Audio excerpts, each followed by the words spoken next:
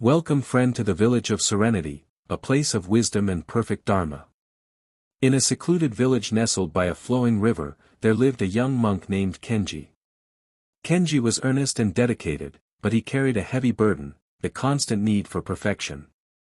He meticulously cleaned the temple, polished every statue until it gleamed, and recited sutras with unwavering precision. Yet, despite his efforts, a subtle anxiety always clung to him. He feared making mistakes, feared not living up to the high standards he set for himself and imagined others held for him. One day, the revered Zen master Hoshi observed Kenji sweeping the temple courtyard. The young monk moved with a frantic energy, sweeping the same spot repeatedly, trying to remove every last speck of dust. Master Hoshi, with a gentle smile, approached him. "Kenji," he said, his voice a calm breeze, "what troubles your spirit so?" Kenji stopped, startled, his broom momentarily forgotten. He bowed deeply.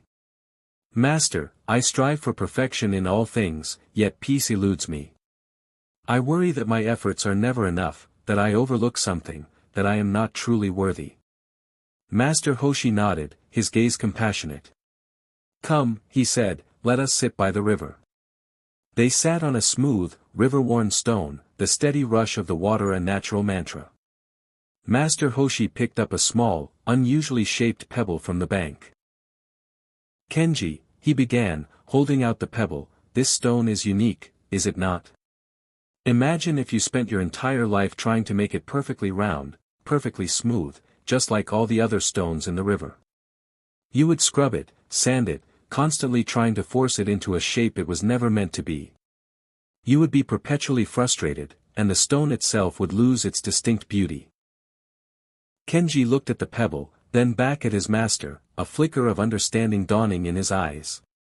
"But, isn't it our duty to improve ourselves, to strive for enlightenment?"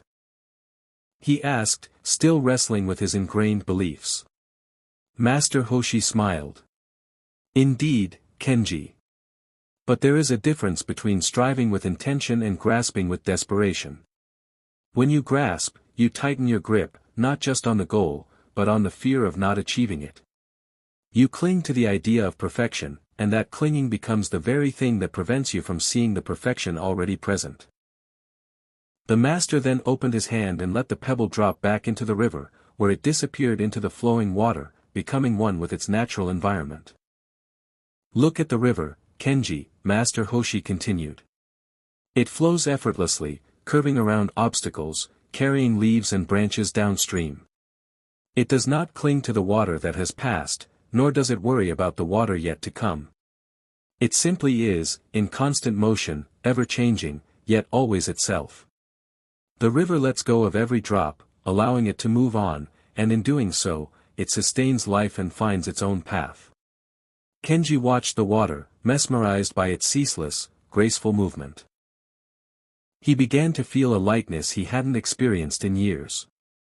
The tightness in his chest eased, and a soft breath escaped him.